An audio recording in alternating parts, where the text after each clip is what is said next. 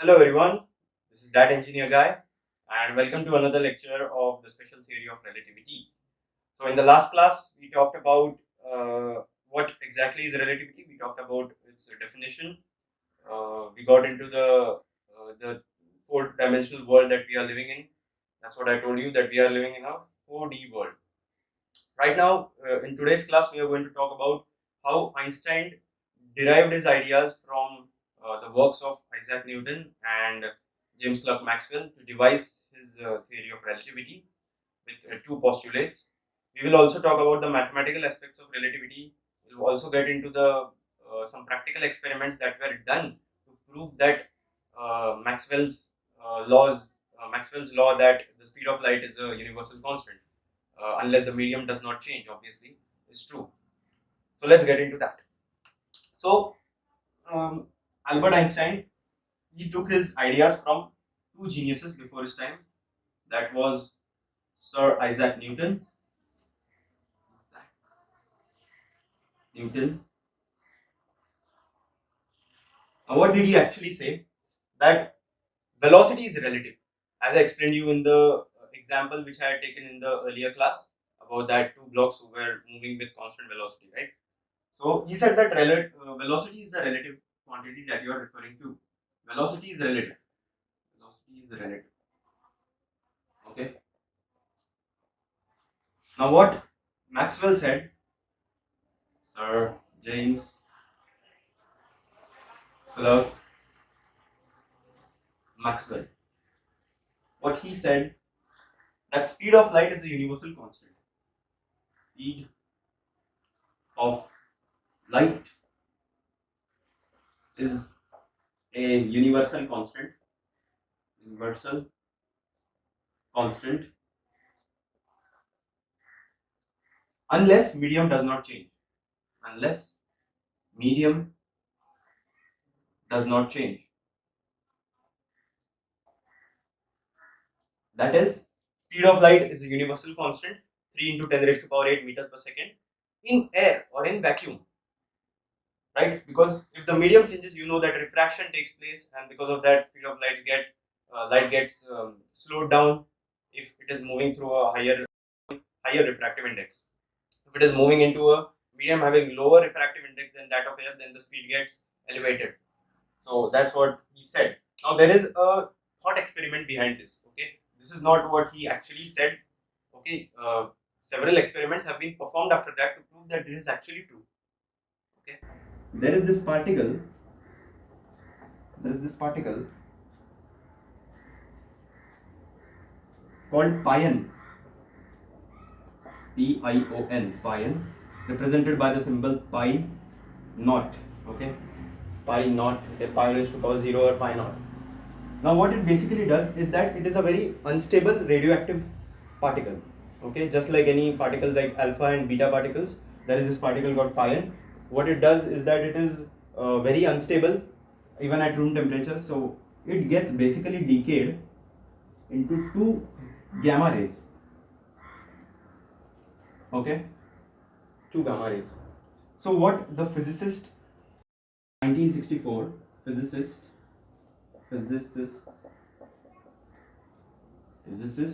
in 1964 at CERN. Okay, CERN. What is CERN? CERN is the great hadron collider which is located in Geneva, Switzerland. So what they did is that they thought, if this is emitting an electromagnetic wave, since gamma rays are electromagnetic waves, right? So as you know that electromagnetic waves travel with the speed of light. In your earlier classes, you might have come across this fact that electromagnetic waves travel with the speed of light. So what they did is that if Maxwell's laws are correct, that speed of light is a universal constant in inertial frames as well. Inertial frames as in frame which is moving at certain velocities with respect to the ground frame. That is, let's say a frame that is stationary, that is yours v equal to 0. So there is no speed to the frame, it is at, and there is another frame which is moving at 20 meters per second with constant velocity with respect to the ground frame. So that is known as inertial frames. Inertial frames are non-accelerated frames basically.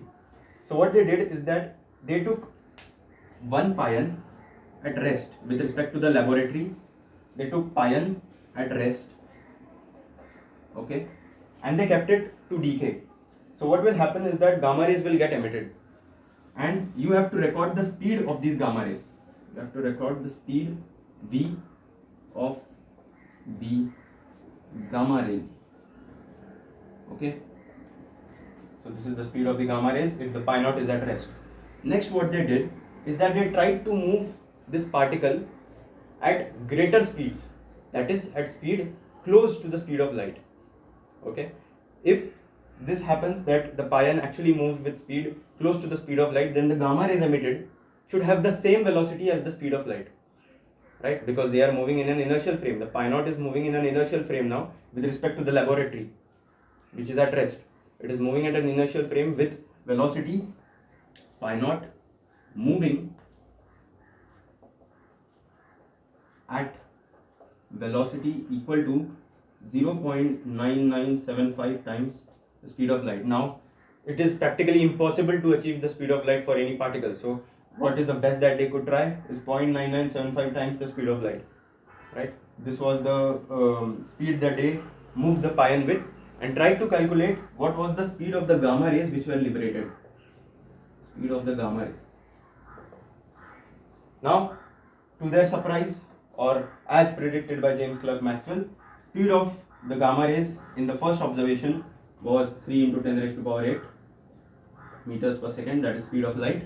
And in the second observation, where even if the pi naught was moving at speed 0.9975 times the speed of light, speed of the gamma rays obtained was again 3 into 10 raised to power 8. That means what exactly? That Maxwell's rule or principle that speed of light is a universal constant unless medium does not change holds true, right? That's why speed of light is a universal constant. Now, let me get into how Einstein used both of these postulates to redefine his theory of relativity. That if velocity is relative for massive objects, why is it not relative for the speed of light, right? So let me get back. Let us assume that this is Einstein's workplace. This is Einstein's workplace, okay? And this is the basic idea of how he got to imagine about relativity, how relativity worked at high speeds. He got to imagine from this daily routine which he used to do. That is, if this is his workplace and this was his home there somewhere, home, what he did was that he used to take a train from here, from his workplace to home. And he used to, take the window seat and observe how nature is telling him certain things. So what he usually did that he he knew that the speed of the train is going to be a very small quantity, right? It is going to be 30 kilometers per hour, 60 kilometers per hour, not more than that. Not obviously closer to the speed of light. So there was this big clock there, big clock,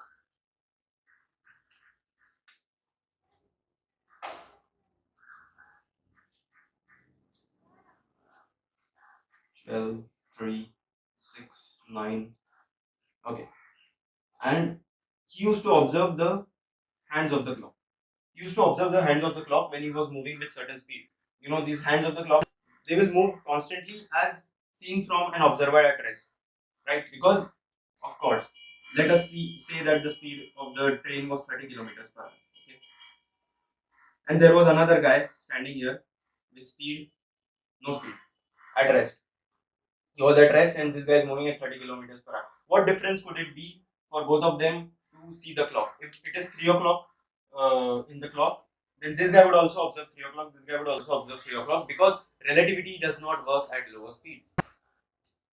Now Einstein imagined, now this is a very difficult thing to imagine, that's why he is regarded as one of the best scientists ever, that if he moves not with 30 kilometers per hour, with the speed of light, then he will observe that the hands of the clock would slow down, and at some particular point of time they will actually completely freeze. Hands of the clock would freeze. Hands of the clock would freeze. This is how he observed that. That the hands of the clock would freeze if he moves nearly with the speed of light. Right? And this was around turned out to be true. That yes, actually, when we move, as we move faster through space, the time gets dilated and time gets slowed down basically, right? And that's why, as I mentioned in the first lecture of our series, that as we move faster through space, time gets dilated, and that's why space coordinate and time coordinate are entangled with each other. There are two universal postulates that need to be keeping in mind, which he also calls it as the postulates of the special theory of relativity. What are the postulates? The postulates are postulates of relativity.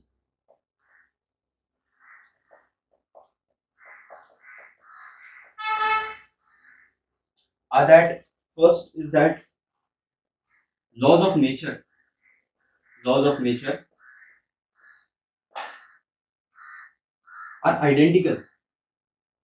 are identical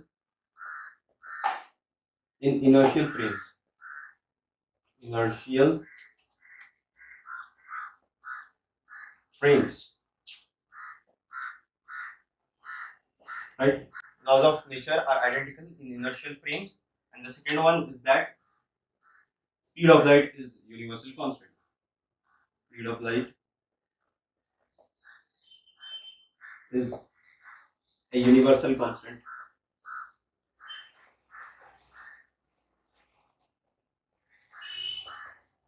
Right? So laws of nature are identical in inertial frames. That's why Newton's laws of motion hold true in inertial frames as well as in rest frames, right? So laws of nature are identical in inertial frames. Any law of physics will hold true in inertial frames. Speed of light is a universal constant, 3 to 10 raised to power 8.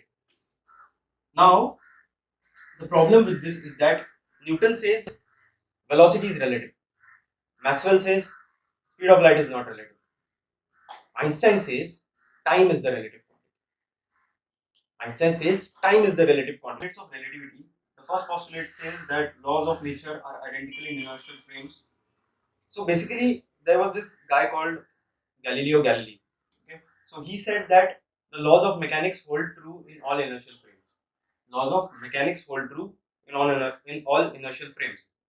Einstein expanded the idea to say that any law of nature or any law of physics like electromagnetism ke laws, optics, everything are identical in inertial frames, right? Not only the laws of mechanics. However, there can be different measurements, right?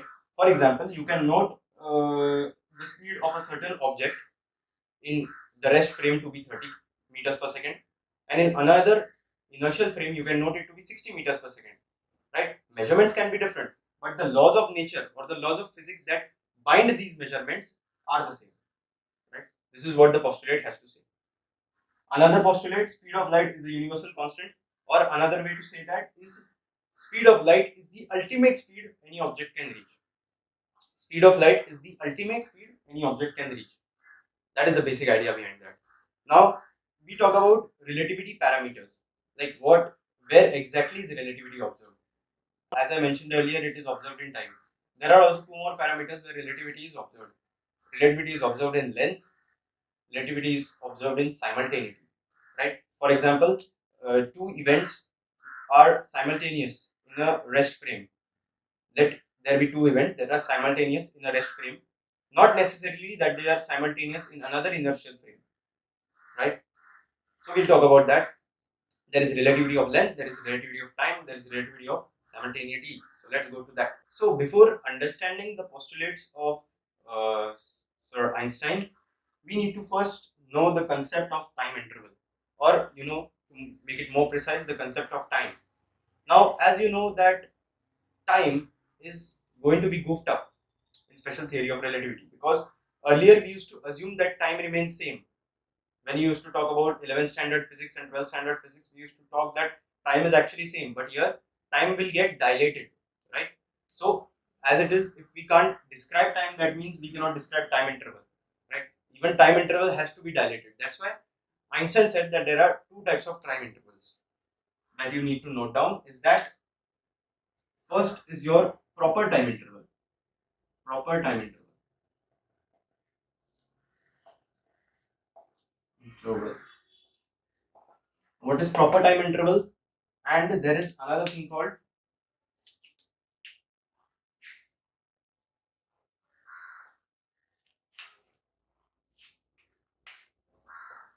improper time interval. Improper time interval.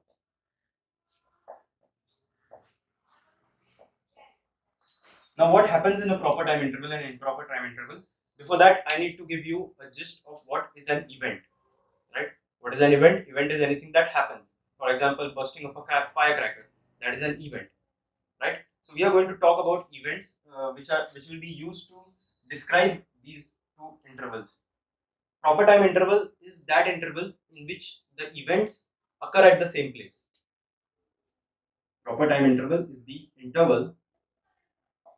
time interval where events occur at same place, in which events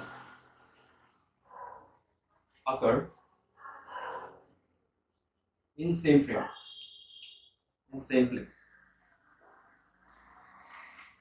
Events occurring in same place. Although this is a difficult way to remember it, I have another trick for you which can actually make you remember what is the time interval and what is improper time interval. Of course, improper time interval is events don't occur in the same place. Events don't occur in the same place. Same place. Now this is a quite difficult way to remember it. So what I have devised is that you can think of it like is that if you are using one clock to determine both of your events, then you are in a proper time interval, right? If you are using one clock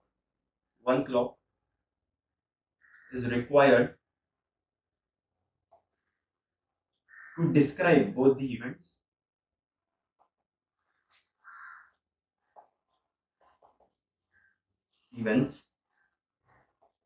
then you are in a proper time interval. If you are requiring two clocks or more, two or more clocks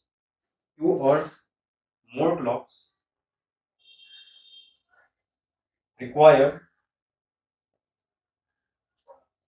to describe the event,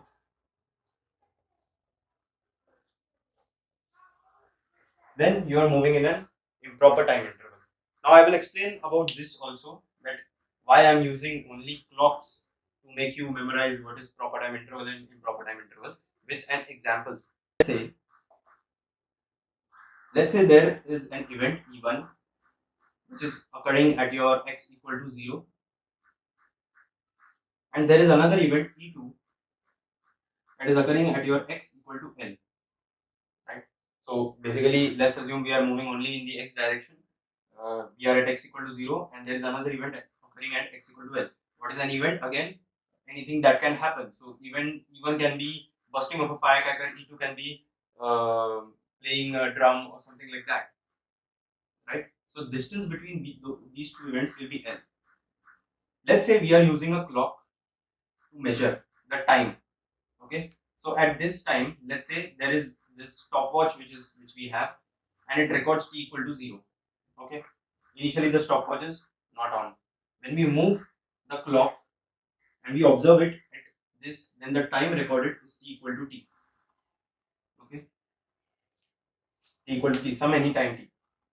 Okay, and since we are using only one clock here, because we are trying to use the stopwatch and we are moving towards the event, we are moving forward in space towards the event, right? So basically the clock needs to have some speed. Let the speed of the clock be, it will obviously be speed is distance traveled upon time taken, so L upon t. Now assume that this speed is a very high speed compared to the speed of light, right? This is a very high speed compared to the speed of light. So this you are observing in a frame, let's say S frame, which you are observing that this clock is recording the event E1 at x equal to 0, it is given t equal to 0, and it's moving forward in time with speed L by t, and you are observing at t equal to t. This is your rest frame in which you are observing this. right? Okay.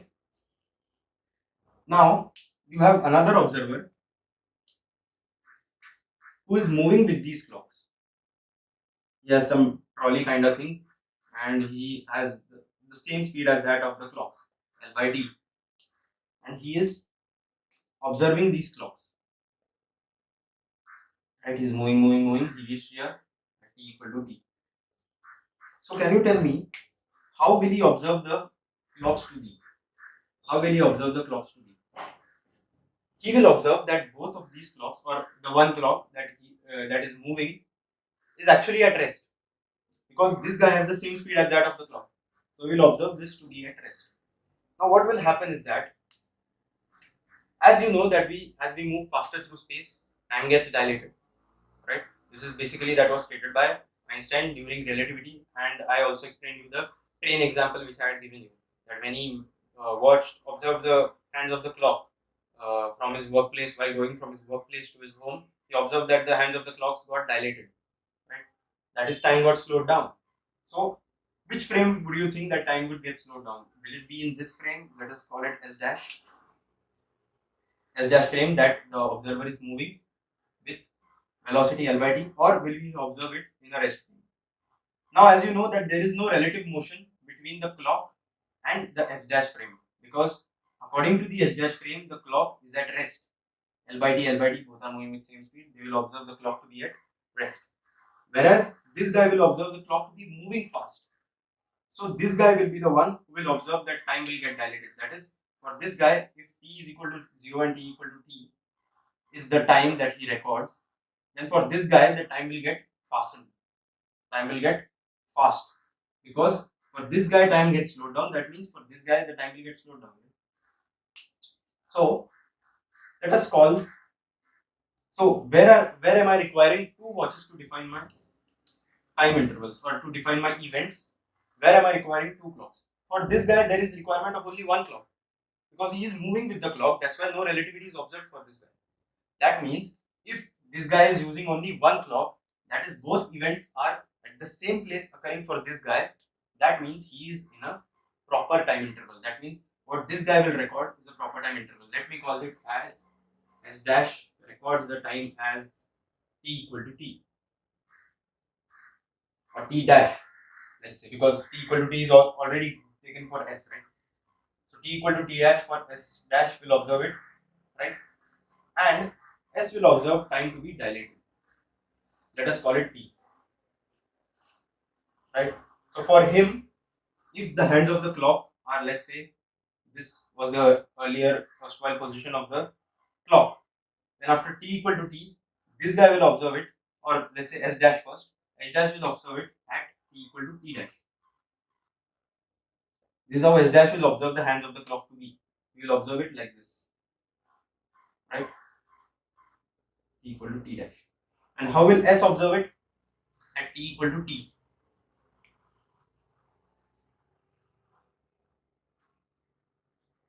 Time will get slowed down for S. Time will get slowed down for S. So if this is, let's say, approx, this is 12, 3, 6, 9, and this is, let's say, 1, then this guy will observe it between 12 and 1, right? Because time has slowed down for S, right? This is what I was trying to explain, that time gets slowed down as you move in an improper time interval, and as you move faster through space, time gets slowed down, provided you are in a relative frame. This guy S dash was not in a relative frame. He was observing the time to be same, right? So he did not require two clocks, he required only one clock, right? So S dash, I would call it as a proper time interval. He required only one clock, proper time interval. You can think of it like this, that he actually carried the clock with him. S dash actually carried the clock with him. He did not require to use a different clock, because he knew that he was moving in the same frame as the clock is moving, right? So no question of relativity in that, right? So for this guy it was a proper time interval, and for S it was an improper time interval. Now you would ask, perhaps, that what if S used two clocks? what if S uses one clock? That is, even S moves with him, with the clock. That he uses only one clock. Now, if he uses one clock, for him time would be differently recorded because time has been dilated according to the S frame, right? Time has been dilated according to the S frame, and as you are moving faster, he will say that if I use one clock, time will not be recorded properly for me, right? That's why I need two clocks in order to configure them in such a way that time for me as well as for H dash must be the same, right? So that was the idea behind proper time interval and proper time interval. Similar, you can, I think the trick to remember with the clocks is kind of easier way than to remember with the events should be at same place or whatever, right? So the clocks thingy is a good thing to remember. Is that with proper time interval, you will require only one clock, and with improper time interval, you require more than one clock. And the improper time interval is smaller than the proper time interval, right? Improper time interval is smaller than the proper time interval because time gets dilated as you move faster through space. Now, how exactly are they related? How exactly is there a relation between improper time interval and proper time interval? We'll talk about it when we talk about the relativity parameters or the kinematical consequences of relativity. That relativity observed in time, length, and simultaneity. Kinematical consequences of relativity. This was about the time interval concept of time interval that is going to help us in discussing where, and when relativity is observed. Right? So, kinematical consequences of relativity. First, you have the relativity of time. Relativity of time. Relativity of time, which you can also call as time dilation. Time dilation. Okay. So, in order to prove this, that the improper time interval is smaller than the proper time interval, we had to find the exact relation between improper time interval and proper time interval. So, for that, I have an experiment to do. Okay. The experiment is that, let's say you are in a reference frame S, which is at rest, right? And there are two events that you need to state. First is that E1 event, and second is E2 event. Okay. Now, what exactly are these events? These events are basically that you are using a flashlight, and there is a flashlight here, and you are spreading a beam of light from this mirror, this is a mirror, to this mirror. And what is E1 and E2? E1 is the event where ray of light is traveling from this mirror to this mirror, and E2 is the event where it is getting reflected back. So obviously, from the reference frame, you will observe the ray of light to move in exactly straight path, right? Exactly straight path. Let the distance between these two mirrors be L. Now, what will be the speed of light? That will be c. So, if I observe from the rest frame, I will say that events E1 and E2 are occurring at the same place, because E1 is that the beam of light is moving from one mirror to another, and E2 is that it is coming back. You see that they are occurring at the same mirror, so they are occurring at the same place. That's why this is known as a proper time interval. So let me call it T. That will be equal to distance traveled upon time is equal to distance upon speed. So 2L upon C. Right? Now this is your proper time interval. Now let's say I am moving in another frame, which is S dash,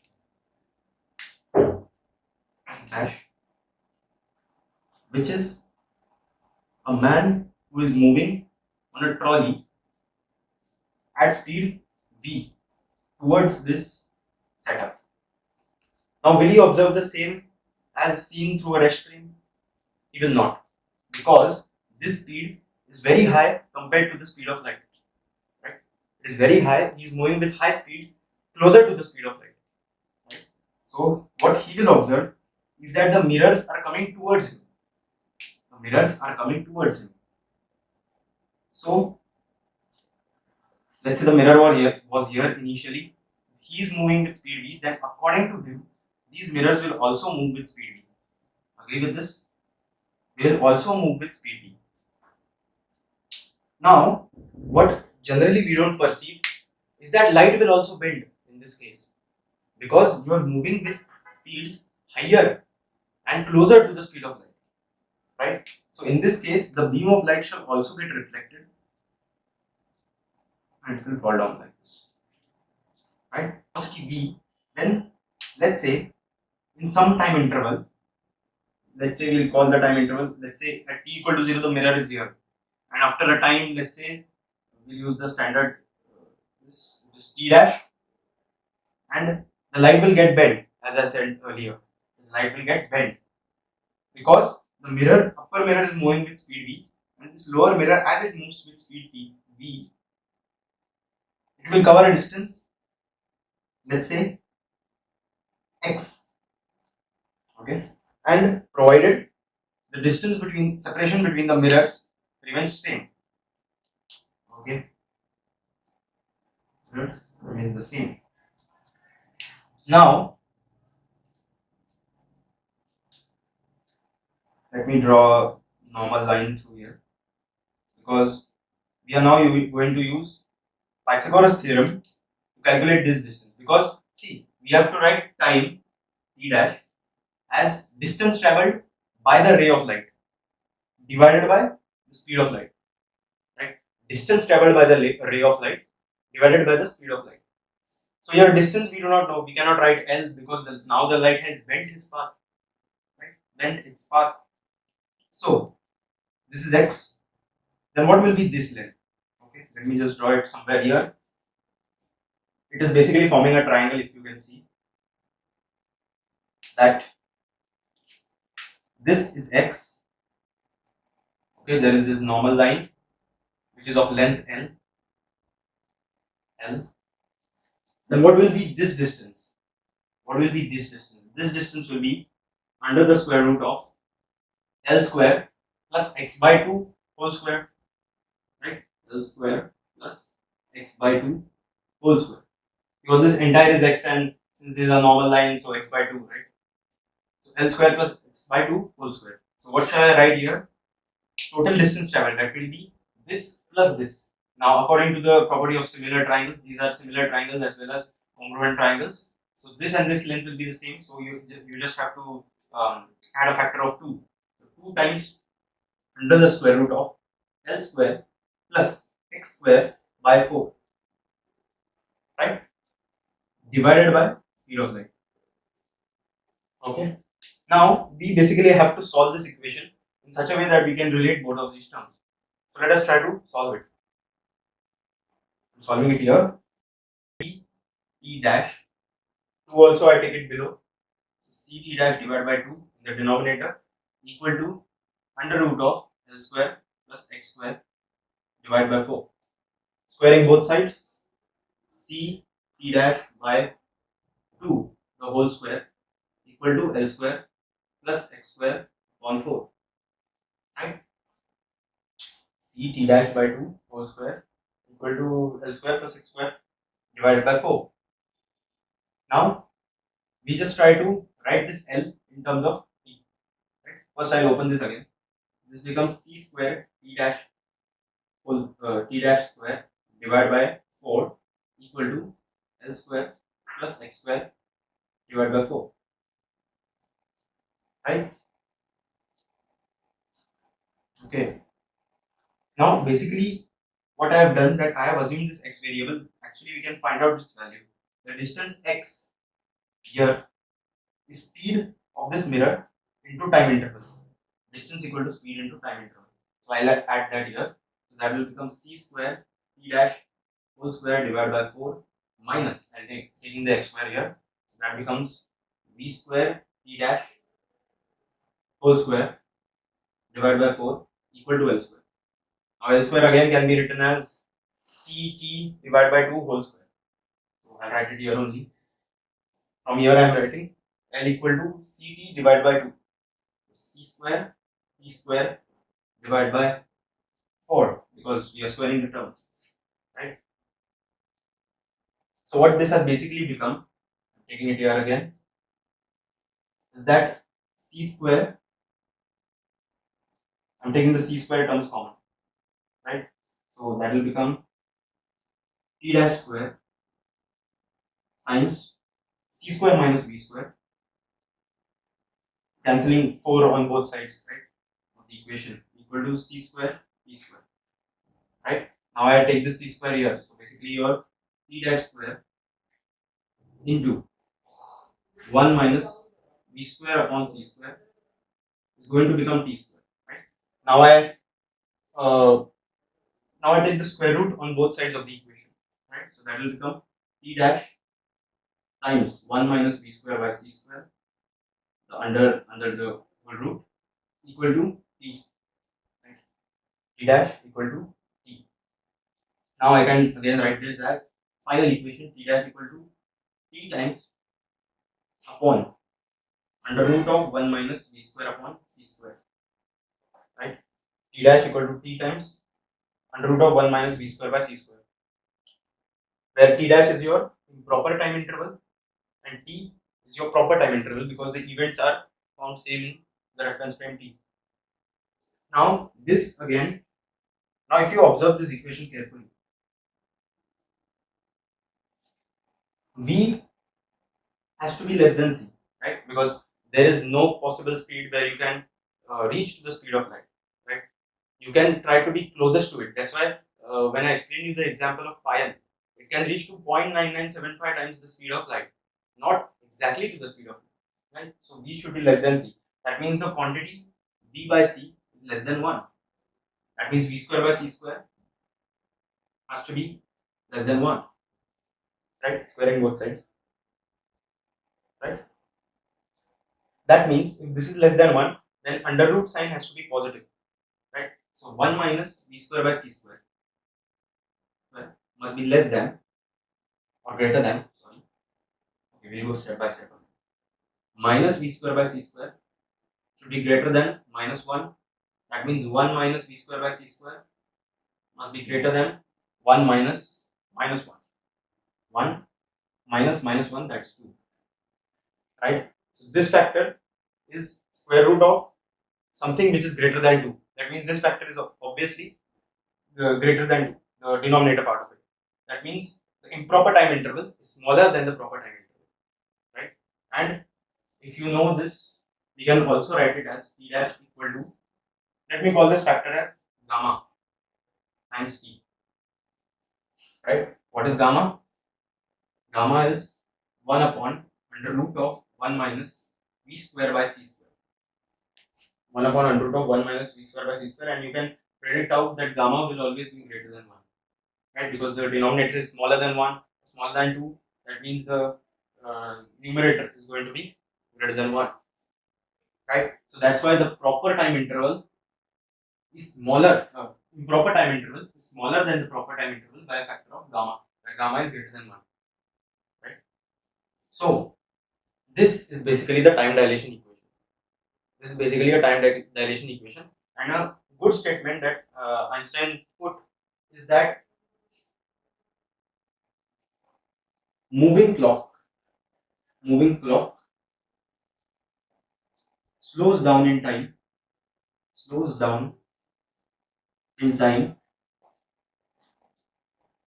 by a factor of gamma, right. That's why moving, because as you are moving faster through space, time gets dilated, slows down in time by a factor of gamma, because the improper time interval is smaller than the proper time interval by a factor of gamma, right. So this is how the time dilation equation, relativity of where relativity else is observed, relativity of length, relativity of simultaneity.